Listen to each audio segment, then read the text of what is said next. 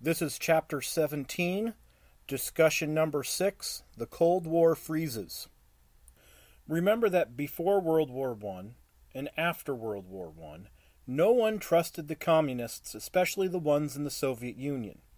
But during World War I and then during World War II, it was always, well, the communists will help us defeat whoever is making us miserable, especially out of Germany. But then always after the war, it was, all right, well, the communists still can't be trusted. And that's what happened after World War II. That after Victory in Europe Day, it then began a large amount of distrust amongst the Western democracy industrialized countries of France, Great Britain, and the United States. And what would the Soviet Union do?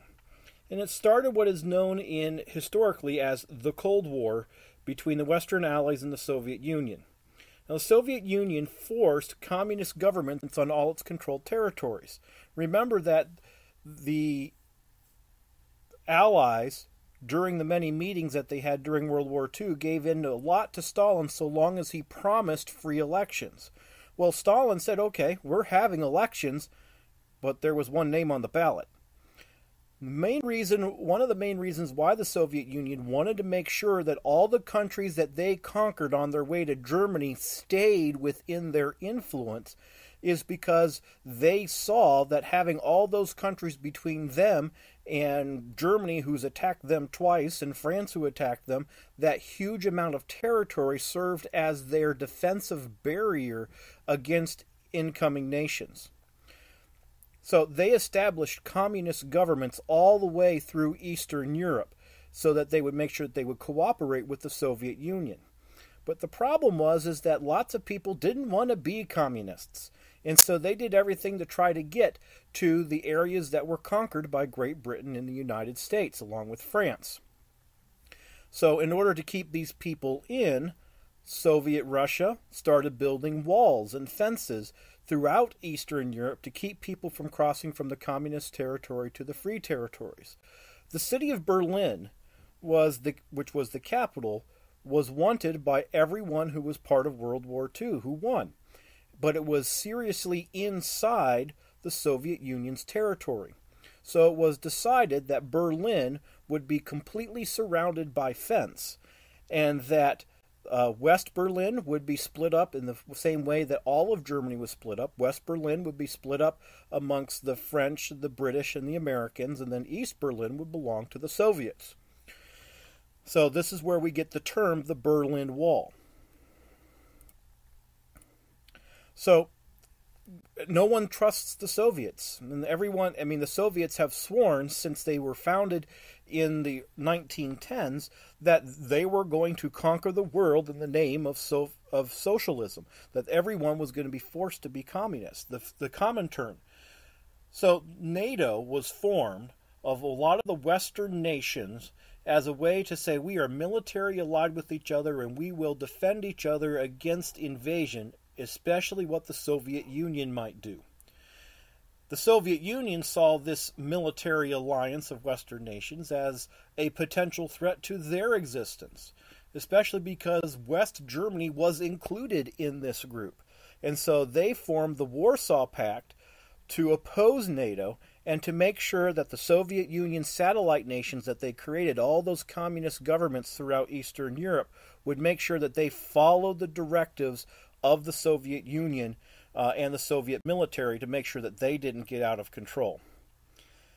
However, Joseph Stalin saw that West Berlin, this free territory right smack in the middle of all of this communism, was not conducive to his efforts of trying to establish communism. So he decided that he was going to try to choke off Berlin from the rest of the Western nations. So he blockaded it. And so while this Cold War, which was never United States versus the Soviet Union, they always fought through other people. Vietnam, Korea was always communists versus the free, communist versus the free. The closest that we got in the early part of the Cold War was the Berlin airlift, when the Soviets blockaded Berlin. How was Berlin going to feed itself? How was it going to defend itself? Well, the United States flew combat missions across eastern Germany so bombers could essentially let down supplies, food, and other things in order to keep Berlin supplied through the Berlin airlift. Eventually, the Soviet Union realized that they weren't going to get a freebie, and so they relented and reopened the singular road that went from West Germany in through East Germany to get to West Berlin. So, when we get to what was the policies of our post-World War II Cold War, we run into what's called the Truman Doctrine. President Truman decided that it was going to be highly necessary to make sure that the communists did not expand. So the effort was made to make sure that any times that communists tried to expand their control by taking over other countries, that the United States, hopefully with the cooperation of the United Nations, but otherwise they would do it on their own, to make sure the communists were unable to conquer any more countries. One way that they did this without the military was the idea of the Marshall Plan.